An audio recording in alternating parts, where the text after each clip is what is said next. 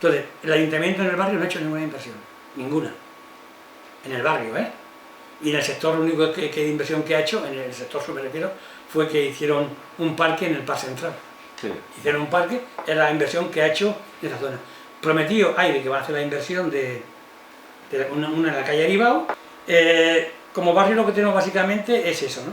Y el problema más serio que tenemos como barrio es el tema de la convivencia. El tema de la convivencia lo dividimos en tres partes.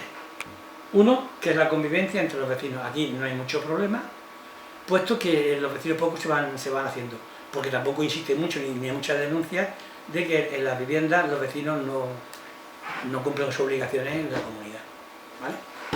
Otro problema son las ocupaciones, que hay muchas ocupaciones, que han habido muchas ocupaciones en el barrio, y claro, la ocupación significa que esa gente no ha cumplido o no cumple con la comunidad. Para no la comunidad. nada. Y entonces se está en ese impasse que las comunidades se van soportando.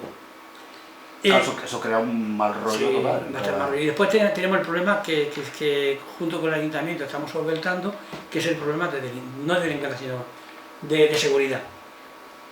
El tema drogas y todo esto han habido.